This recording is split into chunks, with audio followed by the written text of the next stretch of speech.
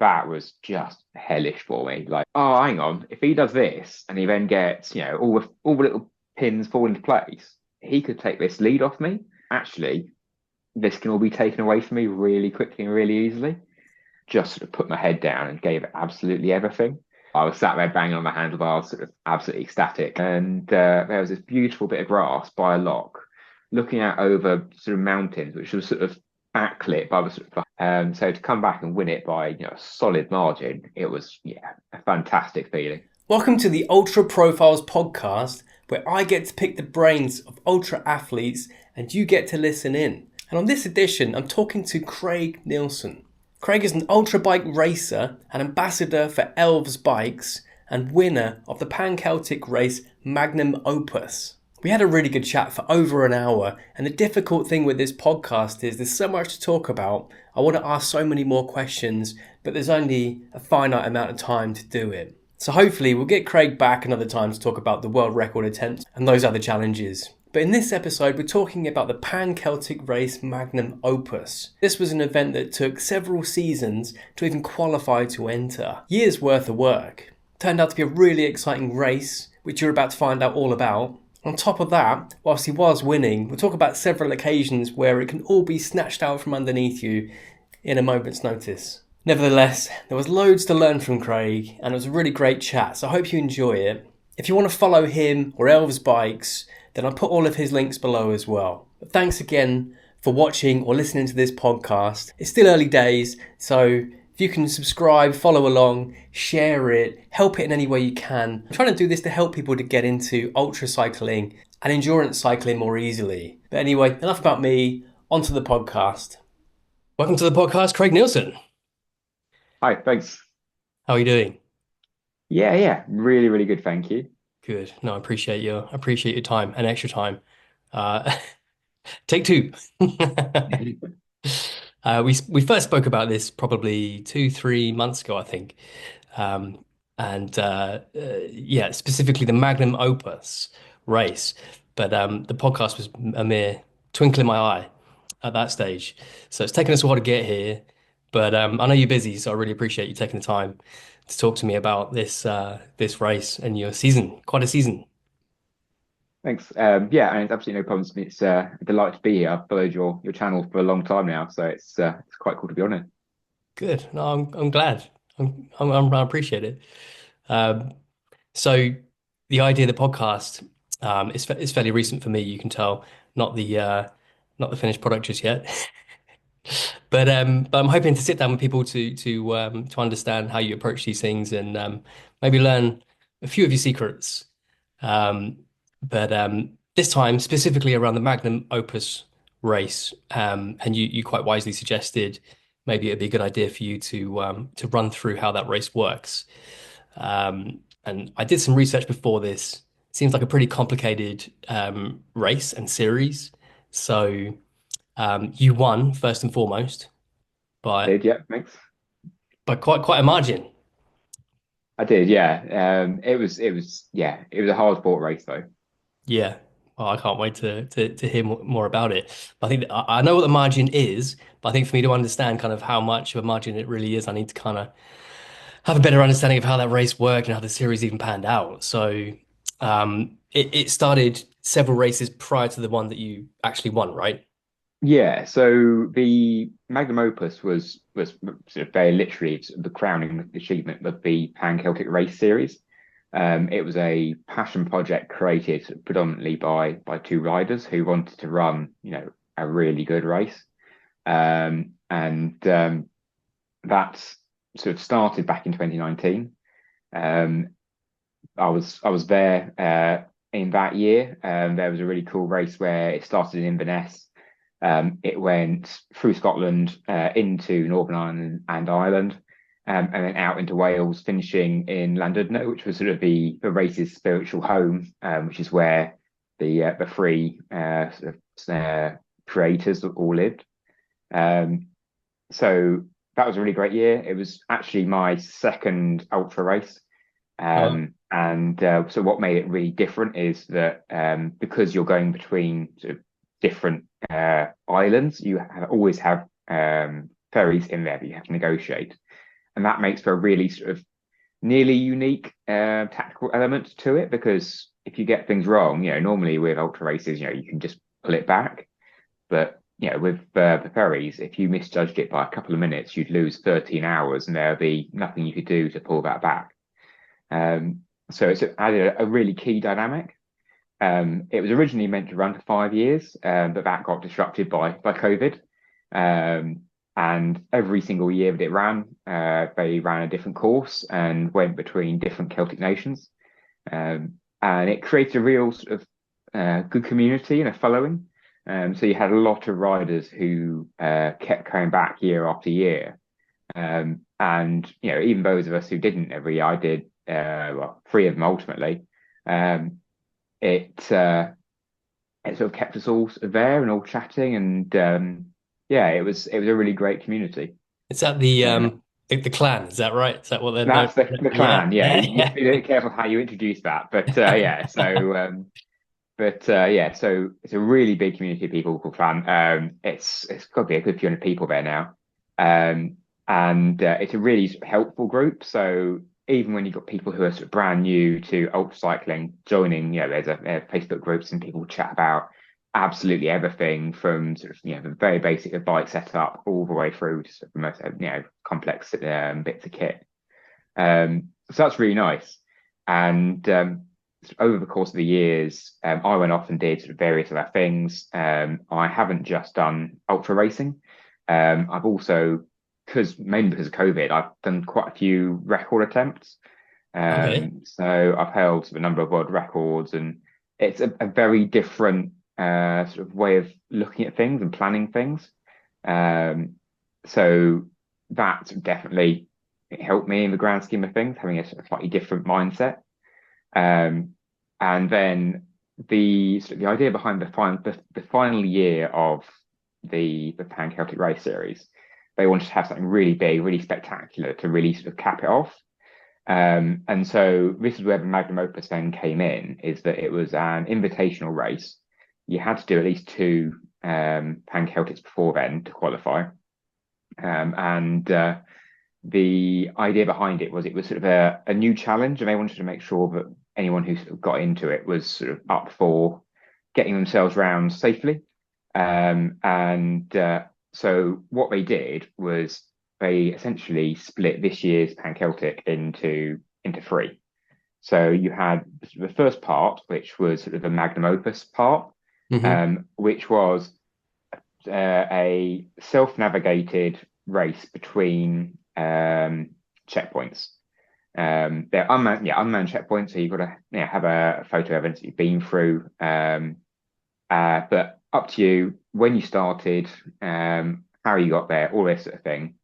The only requirement was that you went to all the checkpoints and that you got to the start line of the main race in time for a rider briefing, on the first day of the Pan Celtic race proper. So there's Um, no cutoff sort of there's no time window for you to complete that. You could do it weeks before the event, presumably, or does it happen? so you had to do it continuously, as it were. So you could start up to 2 weeks before the main event. Okay. The really nice thing was that because the Pan Celtic is that sort of community of people who are not always racing for the pointy end of the race. People are there to enjoy it. They've always created the best routes they can. Hmm. It meant that even if you weren't there to do hundreds and hundreds of kilometers a day, you could take your time, you could enjoy yourself. You could stop at pubs and beaches and really enjoy your trip along the coastlines. Um, so it was a little bit complicated by the fact there was a number of Magnum Opus routes, so you could choose which country you started in. Sure. And that certainly, I think, got really complicated as it unfolded. Because I think initially they started off with sort of various leaderboards and all this kind of thing and tracks. And I think it overwhelmed the tracking system a little bit because there were so many independent tracks going on all over um, This is the the UK and the France. first section you mean, right? The different Yeah. options. But okay, yeah. So this is where it gets really Yeah. complex. Just Whereby trying you to could think, start yeah. in France, or you could start in Ireland, you could start in Wales, you could start in Cornwall, or you could start in Scotland. Um, so there was a whole host of people all taking different approaches. But again, it was down to the individuals to sort of analyse which route would suit them better because some Mm. of them were longer, some of them were hillier, some of them involved more ferries and this kind of thing. So that was again, it was a really sort of unique aspect to it, and it sort of really pushed a lot of emphasis on the individual. Once you then got to the Isle of Man was where the race itself started. You then had a 100-mile TT around the Isle of Man, and then the clock was stopped for everyone at that point, and then you started again in just outside Lancaster, and started your way up onto the main race. So by this point, you've done your first section. Which one did you choose? Sorry? So I started in Cornwall. Cornwall. So I started Hilly. at Land's End, Yep. and I had a checkpoint on the Kreml ferry that I had to hit.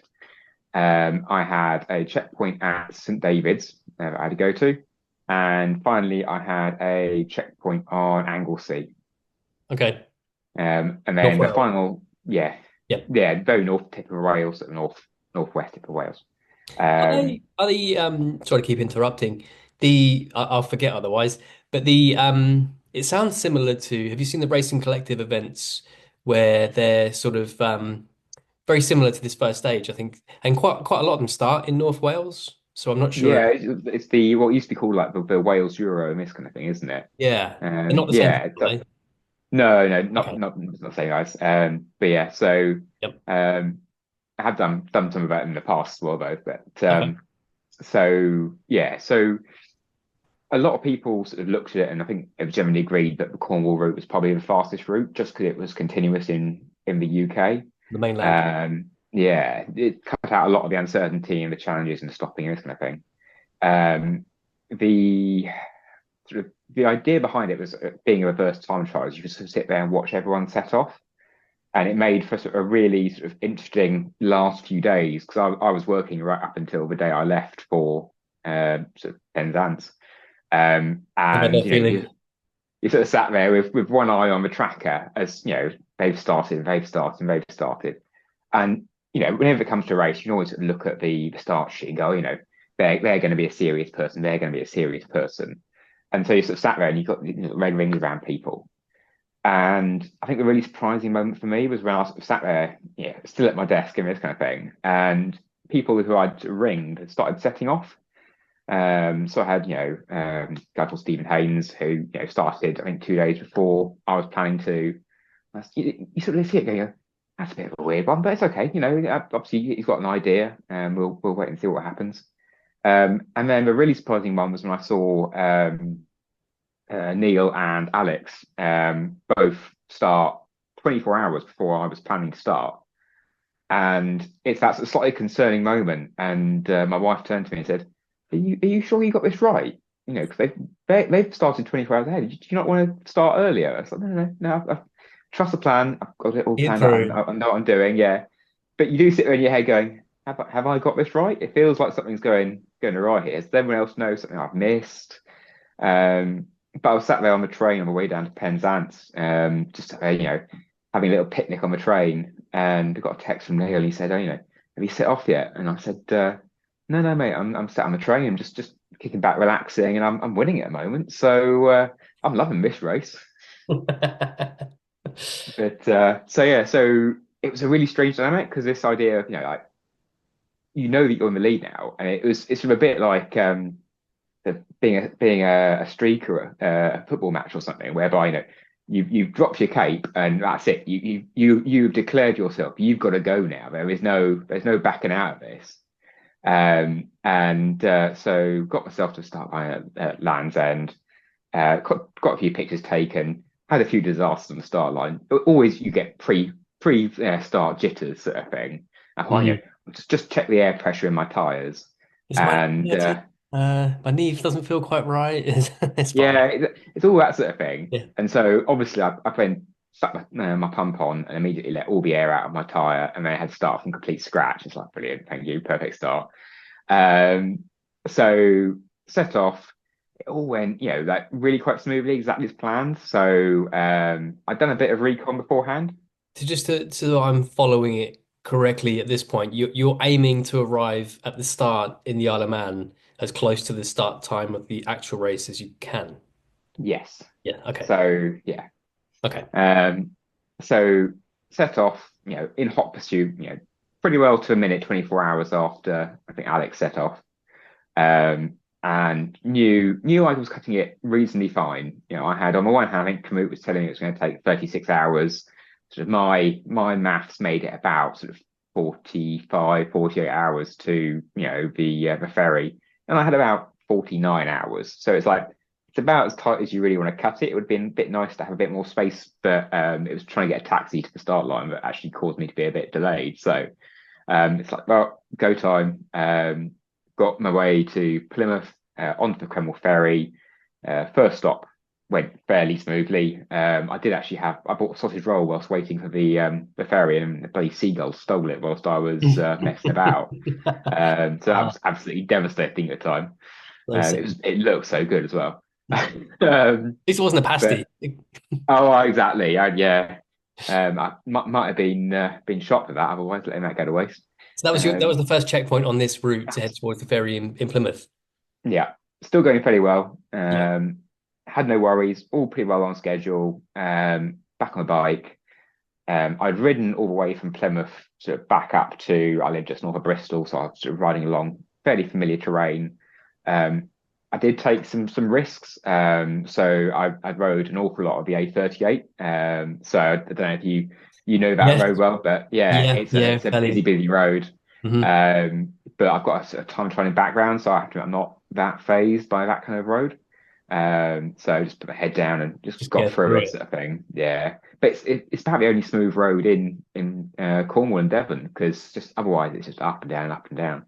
And if you Um, know it fairly well, then you can judge the safety aspect, can't you? Sort of.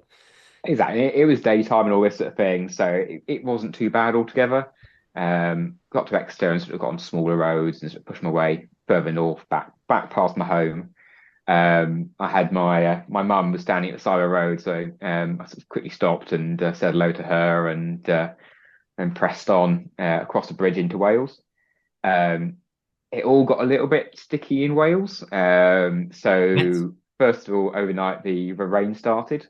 I Um, just said, was it wet? Yeah, Yeah. so up until that point, I'd gotten so lucky. Like I think everyone who started before me had battled into a massive headwind in Cornwall and Devon, and then turned, and the wind had been a massive headwind all the way back across Wales again. Whereas I'd caught that westerly wind, and it had blown me right the way up Cornwall and Devon at a ridiculous speed. But it was just what you can only push your luck so far. Mm. And I was sat there and I'd packed fairly light. So I did the race in 2023 and Hmm. I massively overpacked warm kit. So I just be like, wow, this is ridiculous. It's July. Pack much lighter, and I found that my waterproof wasn't properly waterproof, which probably didn't help things. And Your bags or your clothes? my clothes. Yeah. Oh, great. Than my jacket. Yeah. So I don't know if that was the main thing or whether it was I just didn't have enough warm clothes with me at the time, but I was properly cold. And just, it's that sort of grim determination. Got to stick this out, got to stick this out. And luckily made it to, a petrol station and just get, warmed up enough to get yourself back going. And the rain stopped. It's, oh, thank God for that. I was like right on the edge of white knuckles. I had a down Wow. jacket with me, which was Yeah. my sleeping system as well. And so I was like, I don't want to put the down jacket on if my waterproof's leaking, and then what have I got? And If down so jackets get wet, they're not really any good anymore, are they? That's the problem. no, it'll be completely over for the whole race then because you can't really Mm. do anything to revive them properly. So set off again. Thought the worst of it was over. Sun rises. It's a nice fresh new day. Haven't slept by this point, so we're getting up to about 24 hours, pretty well non-stop. Okay. Um, and Yeah, that's pretty good going actually. All of it across to Plymouth, up to Wales. Yeah, pretty good yeah, so going. well into Wales. Yeah, thanks. Yep. So that was going all right, and then I was going through a town. I'm not sure which town it is now, but my free hubs just stopped engaging. Oh, And it's that sort of moment. Yeah, that was pretty much my reaction as well. great. It's sort of just riding along, you're going, oh, but it's not starting, and you sort of fiddle about the pedal and it's going. It's like, oh, it's going again now. It's going again now. That's all right. And I rode on a Riding bit in further. cycles and Probably just like some grime inside the pores and just. Well, that was my thinking, and it went away. And therefore, it's probably going to be all right. It might have just been a weird slippy moment or something like that. And went a bit further, and the same thing happened again, and pulled over at the side of the road. And you have a poke around and try and work out, is the cassette, slipping out, or is there anything going on here? It's like, no, no, it all seems fine. Nothing ever happened with that again, and Oh, we'll come back to that. But I then pushed my way on St David's, and then sort of up the west coast of Wales through Snowdonia, which was a lot hillier than I expected it to be. It was really pretty, but it was hilly. And I made my way out to Anglesey again in the dark, in pouring rain, sort of thing. so I'm told it's really pretty, but you kind of going right through the centre of Wales rather than across the border.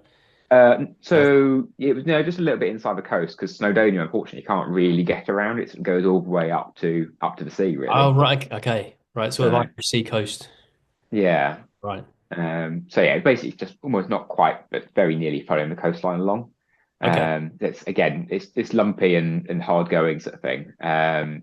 But got to Anglesey, knew I was basically there, then just had to get around to Liverpool. It rained on me the whole way from Anglesey round to Liverpool. And I booked a hostel because I was like, I know I'll probably get plenty of time to have a shower and a sleep and this kind of thing. And I got there, and I think I had about an hour and a half, 2 hours until my ferry. Okay. And so, I thought, wow, it's fine. I'll check into the hostel, have a shower, and then I'll head for the ferry and have a sort of idea. Oh, actually, I've got about an hour to spare here. I can fill this hour with a bit of sleep, sort of thing. So sort of settled into my bunk in this hostel and set an alarm. And the next thing I knew, I sort of woke up. It's like I haven't heard an alarm. Why am I awake? And sort of Uh, realised that I've slept straight through my alarm and just uh, absolute panic, whacked everything into my bag. Like, how embarrassing will this be if I manage to make it all the way to Liverpool and then miss my ferry and get disqualified? So like proper full on like alley cat through Liverpool to get to the ferry. it's easily done, Um, though. It's easily done. oh, it's it's far too easy, unfortunately. And did make the ferry, thank God for that. And How got much met did you by everyone who's there. how much did you oversleep by? It must have been about sort of 20, 30 minutes. I think it was quite a lot. Like I left a decent amount of spare, but literally like all when they say get to the ferry a certain amount of time before the ferry, That's like lucky. It could have apparently yeah, been a lot worse. it could have been it would have been I would have been absolutely mortified if I'd messed that up because it would have been the stupidest decision ever. Um, but yeah, How long was the ferry? so the ferry was about 3.5 hours. So I was in sort of first class or what have you, because you pay a little bit more and get a decent seat sort of thing. And I was able to more or less pay for it in biscuits. And I sort of set myself down in this chair, and I feel so bad for the people I must have sat next to, because they're probably sat there expecting this really nice experience. And there's this Sorry. cyclist who's still in lycra and a sort of scrappy t-shirt who's just completely zonked out next to them, probably dribbling on himself. Reeking. Uh, Absolutely stinking. well, I shower at least. I did smell all right, but normally I wouldn't. But on that occasion, um, got myself to the other man, sort of bed, change, set up, checked into the race, and then had a little while before my time trial start time because we sort of got set up in waves. Okay. And so I had a little sleep. It was starting in this like football ground. So there's a plastic polycarbonate dugout. So pulled up a bench in there and fell asleep on that until my start time. Again, overslept there, almost missed that as well. But got So on the bike. So before we get too far into that, so you've now finished the first section. You're at the start line of the TT. So just think, I mean, I'm just about keeping abreast of the structure of it, the mechanics of it. Mhm. So how does the placing or the categorization of the riders work now that you've reached the Isle of Man? How does that timing work? So best way to think of it is stage race basically. So there was a cut-off time at I think it was about 5 o'clock. So it was when the race briefing happened. So everyone's time ran from the moment they started to 5 o'clock on that day. Okay. Um, So it's almost also like the opposite idea of a time trial, where normally everyone's time starts at X time and then runs until they finish. It's just the other way around. So it's dictated by when you start. Okay. So on that basis, but because I finished, because I started 24 hours before anyone else, or so 24 hours after everyone else, I was now 24 hours ahead. Right. Okay. Gotcha. So going into the time trial, uh, we all went off in different ways. I was in a different way from sort of the other guys who are sort of at the pointy end. And I went into it knowing that I was not going to be in a good way. Like I'd had sort of 4 or 5 hours sleep in 2 days at that point. I'd had barely any time off the bike. Um, and I basically I went into it knowing that it was going to be a recovery ride. It was just something, you've got to get through. It's 100 miles. You're not going to lose too much time. I actually lost an incredible amount of time, but entirely anticipate the fact that quite a few people went into it and absolutely hammered it. It almost was like sort of full on normal 100-mile TT sort of efforts. So where I was just pool around, just take your time, enjoy yourself. I think they rolled back 2 hours from me in about 100 miles. So it was a bit of a No. shock, but it's still not a big chunk of 24 hours. But it was a good effort. You have to ask if it's worth it for the sake of a couple of hours, how much stress they put into their legs to do that. Because presumably it's the equivalent of the first sort of 5, 6 hours of an ultra race. It's not gonna have a knock-on effect other than that 2 hours that they saved, right? Exactly, yeah. So Big that effort. was sort of my gamble, yeah. Mm. Um, so while we were on the Isle of Man, then there was also this bike shop who opened themselves up as like a neutral service. And they did a phenomenal job of looking after everyone's bikes. And while you're there milling about waiting for the next stage, I sort of wandered up to them and said, "Oh, by the way, I've had this issue with my free hub. Can you just have a little look at it?" And I went, "Oh, yeah, yeah, sure." Got the bike up on the stand, got the wheel out, and as the guy pulled the free hub off, all of my bearings just fell over the floor. Oh, As it turned out, the reason why it stopped engaging was because one of my cartridge bearings had completely exploded, wow. and it was just being held together by the frame pressing the free hub back on. Um, so it was proper scary. Like it's that realization of actually that could have been a ride ender. Yeah. Unless you And I find a got so wheel. lucky when it held together. Did they have bearings to put in to sort the problem out? Yeah. So Yeah. luckily they had they did have some there. So they're fairly sort of standard size bearings, thankfully. Like there was nothing too weird going on there.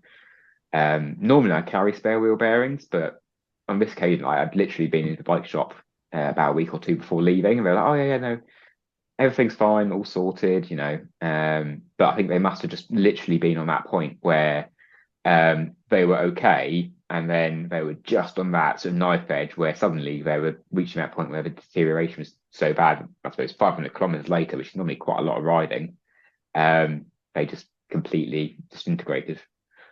What surprises me the most there is that you carry spare wheel bearings. I had a very Wow. bad experience in France Really? once. I had Oh, some tune hubs on my old bike, okay. and they took them apart, and like you could feel the bearings were getting a bit loose. And it's a thing like, no, I like the place, and it's like, oh yeah, we can all use some new bearings for next week. And it's like, yeah, next week isn't going to cut it. I sort of need it now or never. And I tried a handful of bike shops on the way back, and never found any bearings that would fit those wheels. So yes, I mean, for the sake of something Fair that enough. size, it's like, yeah, stick in your bag. Fair enough. Um, you can even pay space yourself if you're lucky. So with But the just so we're into stage two now, the time trial. So is yeah, that the official start of the race, or is the time trial separate? Then there's a break, then there's an official start of the main race. so yes and no. Okay. So, so the time trial was effectively a prologue of the main race. So it was no longer the magnum opus as such. So anyone who signed up could do the race with the time trial beforehand. Okay. So, but the I same remember. idea worked again. So everyone's clock started as they were set off in their time trial group, and then it stopped as you went over the finish line. and then you had a few hours then until the restart back on the English mainland. Okay. So you've got a fairly finite time to finish the time trial, to make a ferry, to get to the start line. Sounds stressful. It sounds like more stressful than most races. So yeah, it's really interesting actually because like some people were so confident they're like, oh, I've got a hotel booked and all this kind of thing, and they smashed it around and they got there. And, I mean, to be fair, because they did it so quickly, like they got back and they got a decent night's sleep in a hotel and all this sort of thing. Mm. Um, but yeah, Interesting and you had to. strategy though, because I mean they're going to need the rest more as well after pushing that hard to get around the time trial, um, and I bet they're going to be feeling that within a not too long into the main race, are they? That's going to hurt. You'd have thought so. Like, yeah, that was in my head, and I also sort of worked on the basis that I know that it's a ferry on the way back, and it's gonna be another 3.5 hours, and I can get a nice comfy chair again, and get my sleep in there. Um, so, but everyone has their own approaches and their own logic behind Mm. their Yeah, strategies, I think, and that's what makes it all quite exciting. yeah. Um, so yeah. Anyway, time trial sort of went came and went. 100 miles in the grand scheme of an ultra race is not an awful lot. And it was quite fun. It was a lot more people than like a normal ultra races sort of thing because you got so many people. There was so 300 people in this 100-mile loop. It's You were the constantly. it's the Isle of Man TT circuit, right? Is that right? It was I think it was inspired by Okay. anyway. Yeah. Not Nation. quite. Hmm. But because you had so many people in such a small space, you were constantly riding people, bumping into people, and it was really nice to sit there and sort of chat. And so one of the really nice things with the Pan Celtic rules is it's a really sort of it is a race, and there's definitely rules to follow, but it is much more social than some of the more sort of fundamentalist interpretations of ultra racing. So I No know that like with question. TCR, I don't know if it was you who sort of got a bit caught out by riding with somebody for 15 minutes and then worrying that you'd be pinged for um, sort of riding That with was someone for not too long. me, no. That was not. No. I did actually, I mentioned in my videos, I kind of made a point of filming people to show that I'm not drafting and they're quite far away. You might be thinking of Josh Reed. Um, Maybe, yeah. he was disqualified in one of the, or he was taken out of GC because he rode with somebody up a parkour. Yeah. Yeah, it's one of these things like it's not my personal like taste for rules. I know a lot of people are very sort of serious that if you even sit there and hand a Yeah. sweet to somebody, it's like that's cheating. Yeah, I was scared. Um, yeah, but like the nice thing about PCR is it does sit there and goes you're there to ride together and sort of look out for each other, and so actually you do end up with a situation where you can sit there and chat with somebody for a little while. As long as you're not Um, drafting and sort of two up but TT. it's exactly it's in the spirit of the race sort of thing. Obviously if you sit there and do work as a team, you're gonna get caught out because somebody's gonna report you. And yeah, there's media crews, there's dot watchers, all this sort of thing. You're It's not going not to get worth it. away with it. Exactly. And people will spot it, but generally speaking, like I don't think there's been a lot of people who have actively tried to cheat on the race. There's been a few people who've made mistakes, and people have generally self-reported themselves. Oh, I'm sorry, I did this, I shouldn't have done that, and so You can there be is a trusted. really good community spirit about that. But that was the nice thing about the TT is particularly where I wasn't really pushing it, and I had a lot of time just to sort of sit and think and talk, and what are you doing here? What's your plans? And all this sort of thing. It was really nice. So that's the TT dealt with and on the mainland. So into stage three. But yeah, stage three is more what you think of as a classic ultra race then. So when we all got reset just outside the ferry port, little ride in, everyone went, and from there on out, everyone's on their own sort of thing.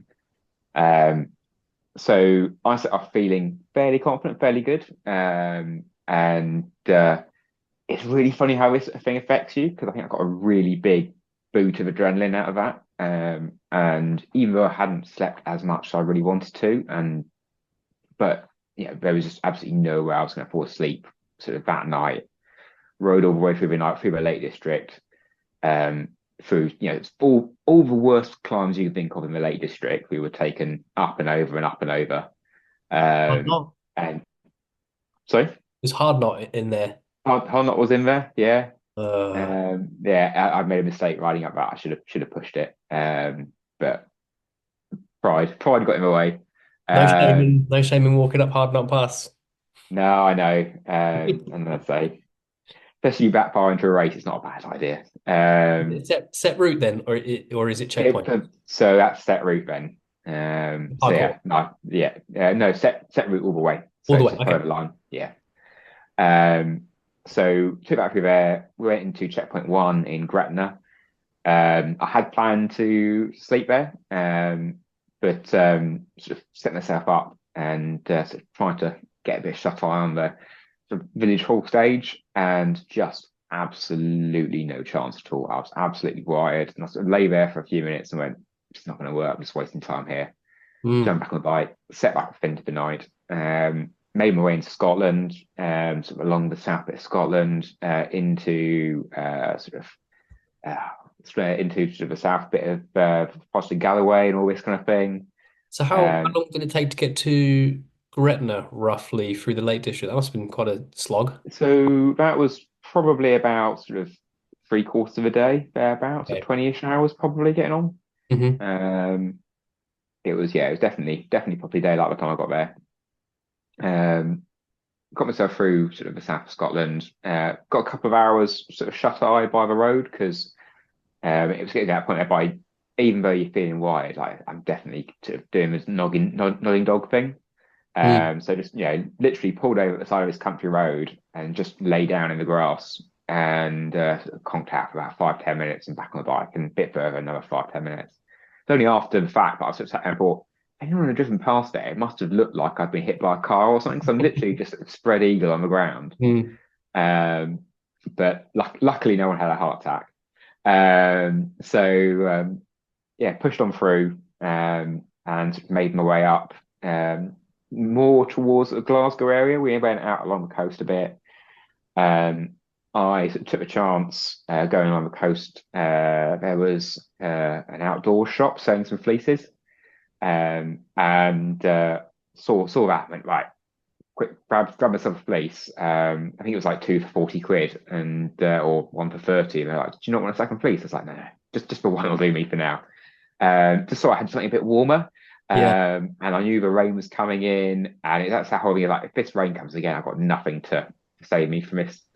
So Did you have just much whacked that rain on. in the first section from like through the Lake District and into Scotland? Was it good weather? So it was dry, yeah. So Okay. it was cold, but it was dry. So I was perfectly happy wearing my down jacket and all this sort of thing, and I was okay. But again, you don't want to get it wet, so it's a bit of a limitation. It's my gear changes every year, and it's one of these things I think I try something new and to find out what goes wrong with that, and then tweak and adjust. Um, so sort of got that fleece on, got rained on for hours and hours and hours, got into Glasgow, across the river, and then sort of headed into a place called Helensburgh. Know the name. Uh, yeah, stopped there for a quick, restock, coffee, all this sort of thing. And did a bit of searching. I was like, oh, I've booked a hotel, miles and miles away. I completely messed up. I really don't want to go all that far. And I think some bloke just saw me and just took pity on me. I went, "There's rooms going, not that far away in this hotel." And I was like, "Noted." And quickly got my phone, booked that hotel, and was just about to set off when Mally, one of the race organisers, rocked up and was sat there chatting to me. I'm shivering away, and it's just like lovely, nice to see you, mate. But I could get a move on, Can't stop. and yeah, exactly. Got a great hug off him at least, so it could be worse. But set off, got to the hotel, and when I got to the hotel, there was probably sort of three or four bikes all sat in the dining room. My bike joined them. It was probably bonanza day for the hotel. Lucky And that you bring them in. it was I think they was quite pleased with the money, and I get the feeling it'd been a little while since it had been done up. So it's like, yeah, money is money. We'll take it. Fill your boot. Um, exactly. So it was quite cool. But first proper night sleep in a bed and all that sort of thing. It was amazing. Woke up feeling like a new man. The really cool thing was just as I pulled into a hotel, I bumped into one of my colleagues who was dog watching me. Oh, And they sort of came in and shared a drink with me before I went up to the hotel room and this kind of thing. So that was really, really fun. Um, so uh, went on from there. at this Gone. point, how far? So probably worth going over the distance. So this final stage, roughly how many kilometers we talking for that? Uh, so it's a good question. I know how many it is total. It will Mhm. be about 2000 k for this last leg. Okay. So I'm probably getting on to about a third of the way through at this point. Okay.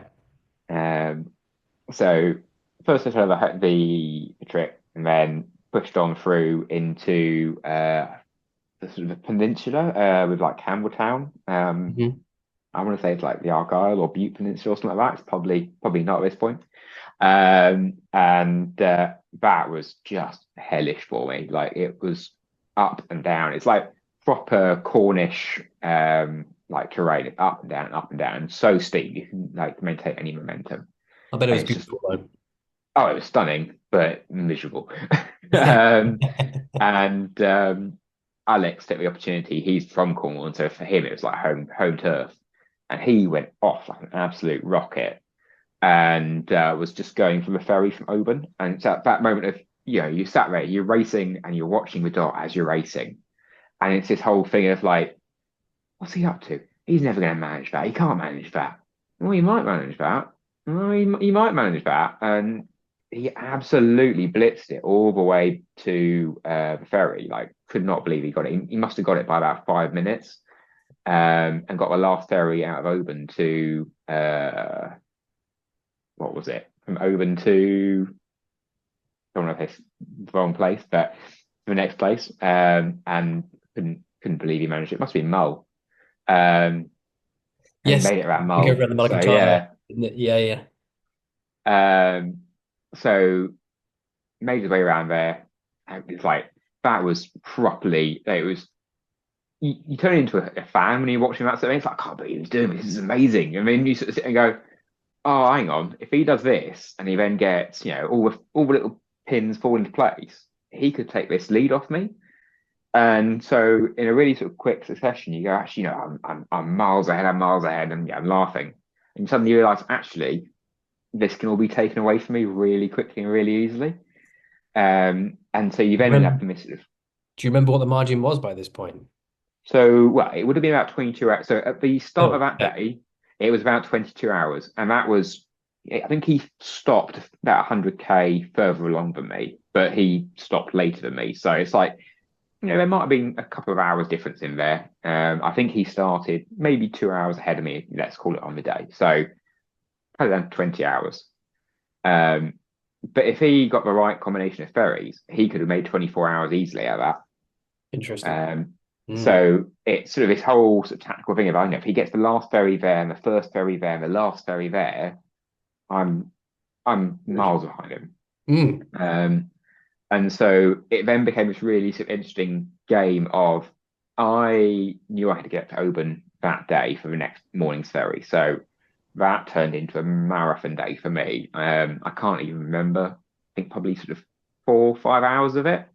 Um, Literally, I remember stocking up at about sunset in a shop, and then the next thing I remember is being in a dark country lane, going, "I'm really cold. It's like, how have I got here?" It's like I'm not sure, Where and it's am just I? like, yeah, exactly. It was like when you've had a few too many to drink, and you wake up at home and you go, "I'm not quite sure how I got here." It's mad Um, how you realize sometimes, like, how is it? How am I still carrying on when I shouldn't be able to function? But you yeah, do. yeah, it's amazing actually. But got to Oban, got a few hours of sleep, this sort of thing. And I sort of worked out in my lucid hours what I needed to do. And I sort of very much knew that the next day there was nothing I could do the next day. I just had to play next day safe. So I rode around Mull, and then there was a really beautiful section from there's a ferry from Mull back onto the mainland and along the Knoydart Peninsula. Like I love the Knoydart Peninsula. For me, it's one of the most beautiful parts of Scotland, and I think Northern Scotland is stunning. But that's a class of its own sort of thing. And because I was taking it easy, I could actually sit there and relax and really enjoy the views. And even though it was quite late when I got there, because it's Northern Scotland, it was still, let's call it daylight. Yeah. It's still visible anyway. Mm. So that was probably my favorite bit of the whole race there, because it's like there's nothing I can do. There's no point in rushing, no point pushing myself. Just relax and get through it. And so effectively, I took that as like a second rest day, which is like a really weird thing to say in an ultra race. Mm. But I knew that the next day was the day where it was sort of critical. And I got the morning ferry over to Skye, and I knew that was a make or break day, and just sort of put my head down and gave it absolutely everything. And I have almost no like memories of views in Skye, because partly That's because a it was shame. awful weather.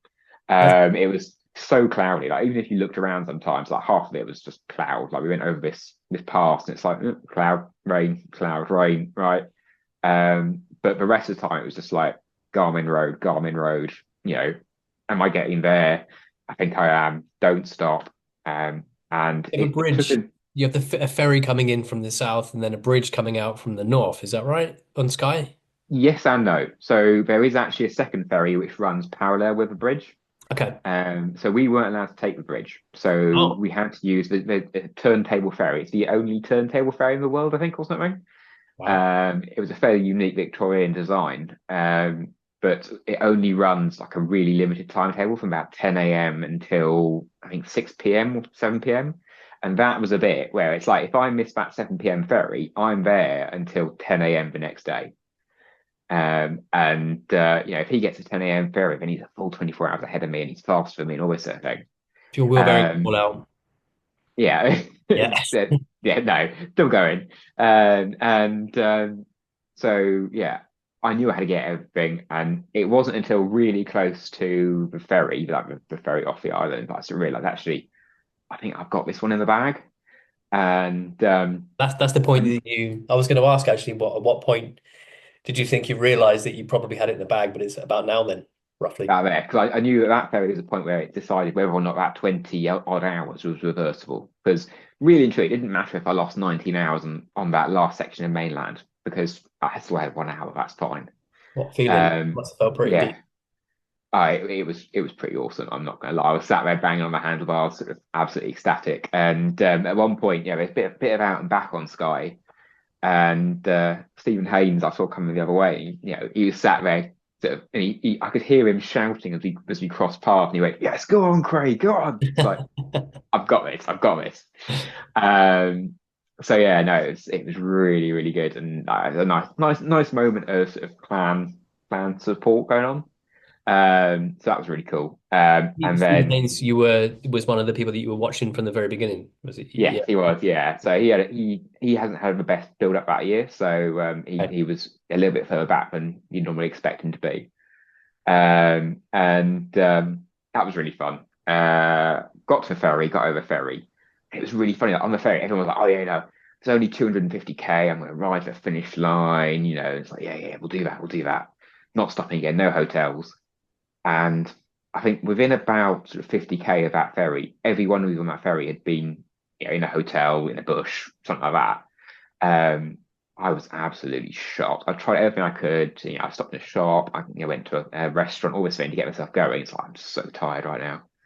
Oh, no. And I ended up having like an absolutely amazing bivvy spot. I was just riding along, and there's like a train track beside me, and like a sort of a pedestrian level crossing sort of thing. And I just sort of poked my head around it, and there was this beautiful bit of grass by a lock, looking out over sort of mountains, which was sort of backlit by the sort of the half darkness that you get up there at that time of night, and it was absolutely beautiful. And And you have time yeah, to enjoy it as well. and that's the thing. So it's just like, Mm.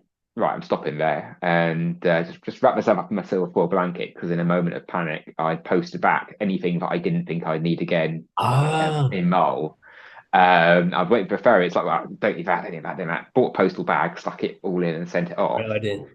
And so didn't have any bivy bag, anything like that. It's just like, right, emergency full blanket, down jacket, this sort of thing. And slept like an absolute baby. It was amazing. Had about sort of 3 hours sleep there, and sort of got up. Still felt a bit rough, but made my way around. until I got to like the one cafe on the way between there and Inverness, and just sort of mainline coffee. Had about two or three coffees in a row, and then sort of blitzed it into Inverness. And yeah, it was a great thing. In the end, I think Alex beat me like on that stage by about another 6 hours or so, Okay. about 4 hours. So I think, and you can correct me if I'm wrong, but in the end, when it all got totted up, I ended up about 18 and a half hours in the lead.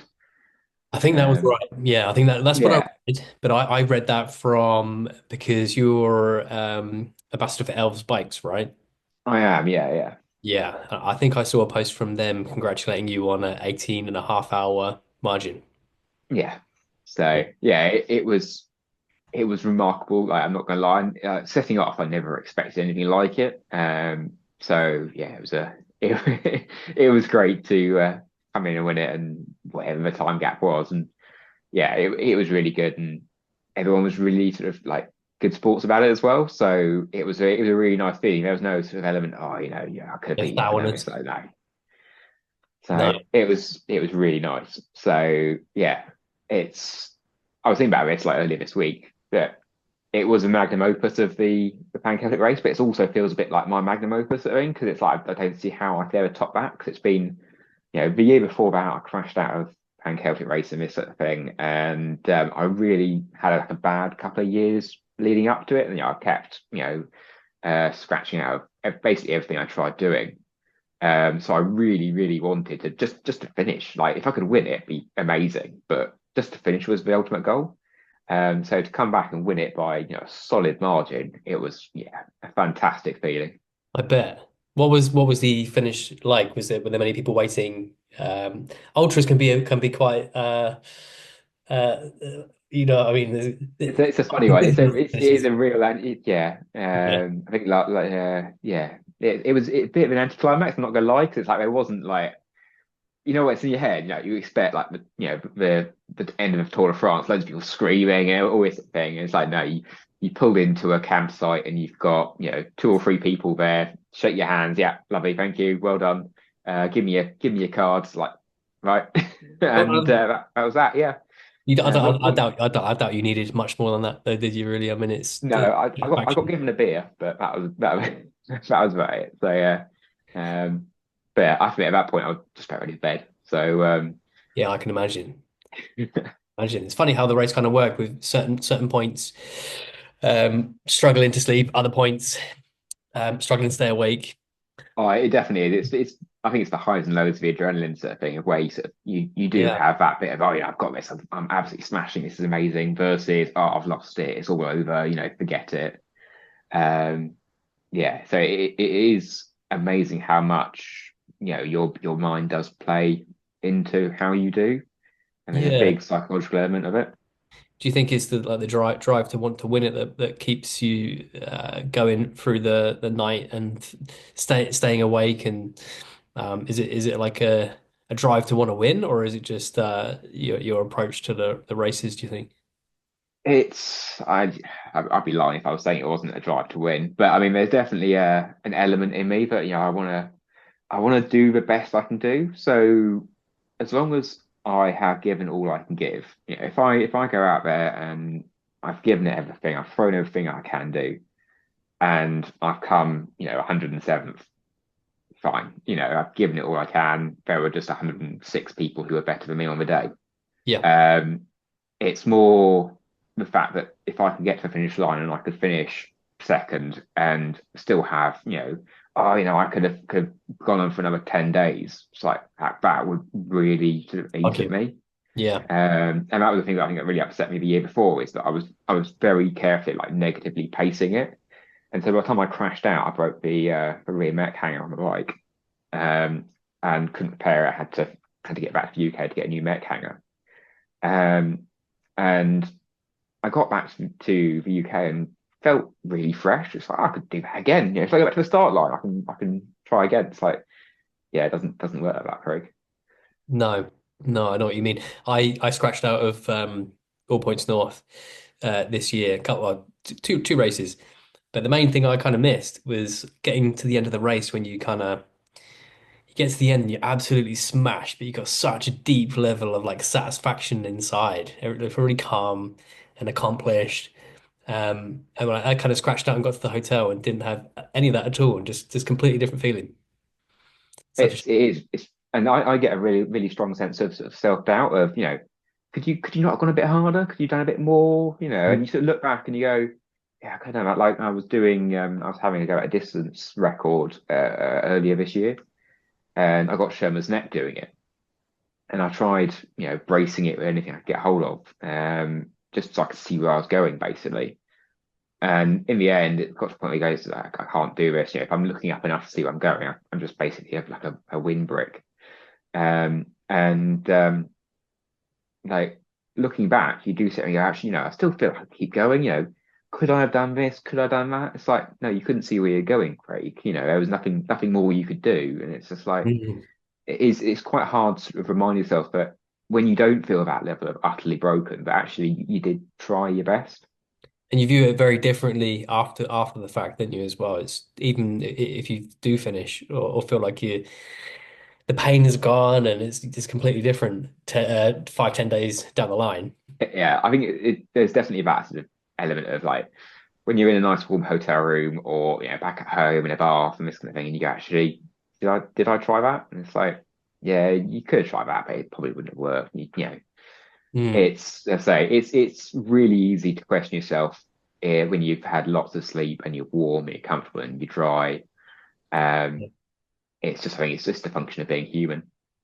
We got kind of, I think probably, I was going to ask about the highest, like the best points and the lowest and toughest. I feel like maybe that bivvy spot, knowing that you were going to win, it's maybe the highest, but I mean, correct me if I'm wrong. But I think yeah, between that and riding on the Annoyed Arc Peninsula, I mean, that was definitely tinged with the worries about the day to come. But that was the yeah, best time. definitely those two nights were probably the best two. Okay. So then what was the sort of lowest point and the toughest part of that whole experience? I mean, you got 3 stages, 2 races before that as well to even get to that point. But what was the toughest, darkest time? Oh, that's a difficult question. Or maybe, I mean, you might not have had any like particularly dark and tough, but Yeah, it's so like there were definitely low points where I could definitely feel like I was like really struggling, like that bit along the peninsula as I was watching Alex go away from me. It was tough because I'd sit there and you had to have faith in like you've got this plan, you knew this was a risk, you're doing the best you can do, and all you can do at this point is just push on. And you've got that going in your head, and at the same time you're being rained on, be cold, you're wet through, all this sort of thing. And then you're also going up these like insufferable hills where literally it's, smash it down, bottom gear, winch your way back up, smash it down, winch your way back up. It's like you don't even get that sort of moment of enjoyment out of it. It's just constantly suffering, suffering, suffering. So yeah, I think that was it's pretty difficult. grim altogether. Yeah. And it was just a matter of just remembering that all you can do is just keep on going. The only way it's going to end is to keep going. Keep pushing to the finish. It sounds like you had a plan from the very beginning and stuck to your guns no matter what, which is interesting because you could have. I was thinking about the very first stage. You got sort of 4 or 5 different options of routes for that stage one. Maybe you have a plan of what looks like the best terrain, but then maybe a week out, the forecast looks terrible where you're planning to ride. Some people might look at their choice and think, I better plan another route at the last minute. But so did you have the same plan from the very beginning and just kind of stuck it through no matter what then? Yeah, to a degree. Like I'm definitely more of a time trialist in my head than like a road racer. Like I'm not good at sort of changing tactics and all this sort of thing. I'm very good at come up with a plan and stick to it quite bloody mindedly, all the way through. And yeah, you have to accept that there will be, elements where you're like, I'll get to this point today and you don't get there and this kind of thing. But I am sort of quite bloody minded about a lot of stuff in life. And so yeah, once I set my mind to something, it's like I'm gonna do this. And it doesn't always go in my favor, but I often find that when I sort of sit there and have second thoughts about what I'm going to do, I won't do this, I'll do that instead. You're not making those decisions when you're the freshest and most even-headed. So you can make decisions which seem really good at the time, but end up sort of really catching you out. Mm. So I had it in the past where I was like, I've got a really good idea. I'll do this instead. And you sort of look back and go, yeah, it wasn't the best plan in the world that way, was it? But it Yeah, seemed like the most logical and best solution at the time. Um, so you have to yeah, so I'm not remind a big yourself. fan of that. You have to remind yourself you planned this when you were completely fresh and you know what you were doing. Is changing it a good idea? And that's the thing. It's having that faith in no, I've definitely done this, and I've done the legwork, and I've done done the prep, and this is definitely the right thing to do. And it's not always easy. I've done a lot of sort of self-routed stuff where you do end up firing down roads where you go, this is looking a bit gravelly. Is this going to be all right? Am I going to regret this? And you go, no, you've only got one plan. You've got to stick to the plan. Mm. 'Cause otherwise, you end up spending half an hour sat there looking at Google Maps, going, "Oh, I could go up here and go around there and do this," and it's like, no, just power on through, and it often works out well. Sometimes it doesn't, but you got More to often take the than rough not, with it's the probably smooth, unfortunately. Exactly. the best approach. You mentioned learning from previous events as well. I mean, not that you need to really address many like shortcomings. This on this occasion you won by quite a margin. But are there things that you took from this that you'll change in future races still? Oh yeah, definitely. Like as I said, I've never done the same thing twice. I don't think. Like pretty much everything I took failed in one way or another. The only thing that sort of stayed true to me was my bike frame. That was rock solid, but the wheels failed, the clothing failed, the waterproof failed, the bivy bag was useless. I mean, literally useless. I didn't use it. All this sort of thing. And so yeah, so it's definitely going to be go back and rethink and weigh stuff up and Do you think you'll carry try and work out what less? you're doing differently. Do you I think don't think I carry carry. less? I don't think I carry less. Like a lot of people always look at my setup and go, "It's a really heavy setup," but actually, it's a big setup. It's not a heavy setup. Yeah. So I always like to have a lot of free volume, in particular my frame bag, because that's the main place I stick all my food. So half the time, yeah, it looks like there's a lot of stuff in there, but actually the top half of it's empty and this sort of thing. Um, so I'm definitely going to go away and think about what I'm doing differently next year. I think I really like insulated clothing, but I'm yet to find the piece of insulated clothing that I really like. This year I tried taking some synthetic stuff for riding in and the down for sleeping in, but that didn't really work out because with synthetic stuff, you either end up with things which are really thick and bulky and hard to pack, or you end up with stuff which is really thin and nice and packable, but actually is not warm at all. Mm. And this time I ended up going, I'll go over light stuff, and it didn't work out. And it could have quite easily cost me the race. Um, so I think it's go away and sort of rethink what you're packing, and it depends, because like Every race is different, going, isn't it? and this is the thing, like you compare Celtic, which is in Scotland in July, and I think my next race is in Italy in May. And you Okay. go, it's not often you can really compare Scotland and Italy, but it will be a completely different setup, be a completely different race. Um, it's all sorts of different like considerations to go into that. Um, Which race so, is it in Italy? so I've signed up for Race Across Italy. Wow. So yeah, I've done the 775 one. So that should be something really different and quite nice. So next year I'm trying to go a bit shorter with my races because I'm basically trying to mitigate the problem I had a couple of years ago where um, you're doing a day job 9 to 5, you've only got 5 weeks off a year sort of thing. Burnout is a real My, risk. my yeah, my wife likes to spend some time with me as well. And so it gives me sort of 2 weeks a year. So realistically speaking, you can do two big-ish races. And it only takes two bits of bad luck and that'll be it. I had way more than two bits of very nearly bad luck on that one race. So yeah, I've sort of next year I'm trying for shorter stuff so I can do a few more, so more like one a month. So if something does go wrong, I've got another chance sort of thing.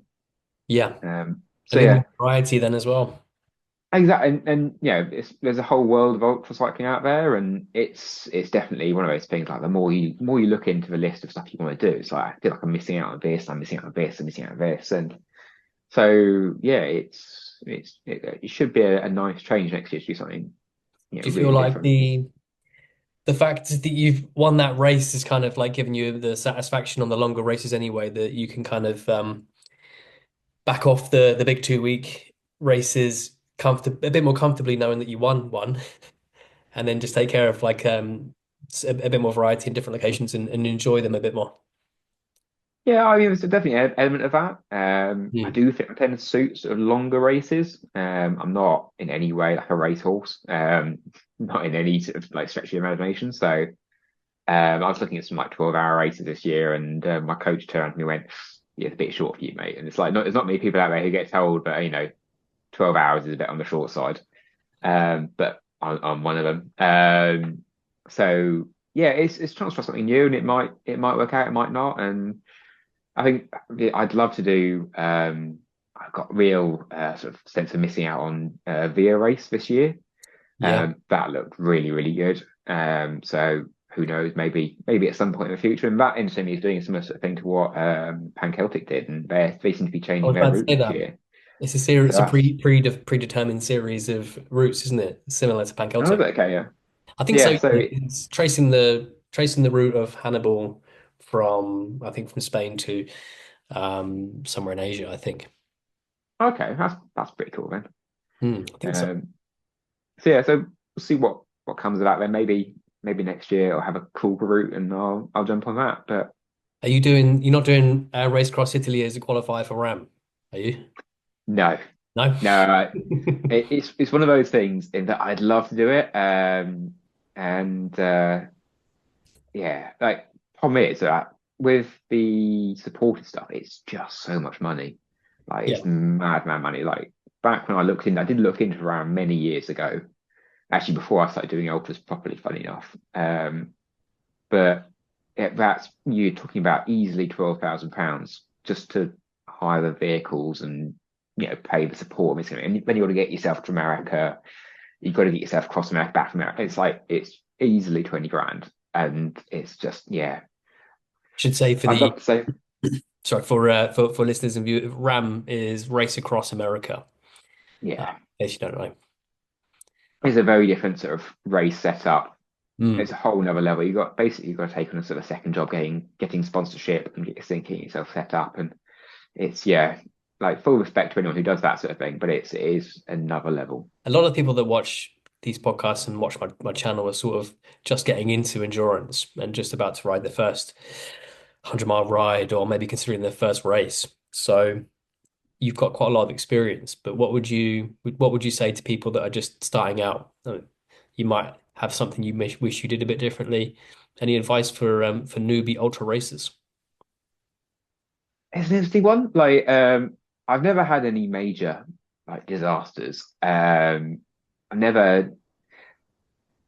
The nice thing about cycling is, notwithstanding a crash, but that can happen on a commute. It can happen on a massive ride. But about the worst thing that can happen is you can run out of gas in the middle of nowhere and need to get rescued, and that can be a really awkward one when you're sat there phoning around your friends, going, "Mate, I'm 100 miles away. Is there any chance you can come and get me or something like that?" So I definitely say give it a go. Like there's not a lot that can really go wrong. And also I'd probably say that ultra cyclists are a really nice bunch of people. Like I'll bet you that if you track somebody down, it can't be hard to find people. There's lots of Facebook groups out there and this kind of thing. And drop them a message. I'll bet they'll sit there and answer any questions you got. I mean, the really nice thing is, I had a message the other day saying, "Oh, are you getting set up for next year so that you're going to take on my record? If you want any help, let me know." And it's like you don't get that in a lot of sort of areas, and No. so I definitely say, like ultra cyclists are a really nice group of people. So if you have any questions, ask them, and I bet you they'll give you a lot of time of the day, because they are generally quite cool people. Totally agree with that. I think people that I'm speaking to, especially talking to Esther, on a previous podcast, she'd tried out different clubs, race scenes, didn't find it very inclusive, but the ultra scene was much more welcoming. So yeah, I'm glad you agree. I think we're running out of time, which is a real shame because I feel like there's so much more questions that I wanted to ask. We haven't even touched on to like record attempts. So a good thing about this podcast is that I can talk to the same people again and check in season by season. So I think if you are okay with this, then maybe at some point we'll have another check in and talk about the record attempts and maybe any changes that have anything that's occurred since we last spoke. But I really appreciate your time doing this. Um, and I'm sure if I put your links in the description, if you're happy with that, Instagram, Strava, that sort of stuff, people have questions for you, then if you're happy to, Yeah, 100%. I mean, let's say thank you very much for having me. I would love to come back and chat to you about sort of record setting and this kind of thing, because that is totally different from sort of ultra racing. It is something that I ended up doing by accident, and it's something it's not a lot of people do. But yeah, would love to have a chat about that. Definitely, come go and check me out on Instagram. I'll stick some photos up from Pancake. There's a few up there already, but I'll stick a few more up. yeah, And yeah, if anyone has any questions, definitely reach out. I love chatting to cyclists, and it doesn't matter what it's about. From the really basic to the super nerdy. I love I love talking bikes to anyone who listens. So yeah, definitely. really appreciate it. That's a good teaser for next time. Next time we check in, then there's some big stuff we need to chat about records wise. But we're down to less than a minute, so I'm gonna say thank you, and we'll talk again soon. Brilliant. All right, well, thanks so much. Thank you, mate.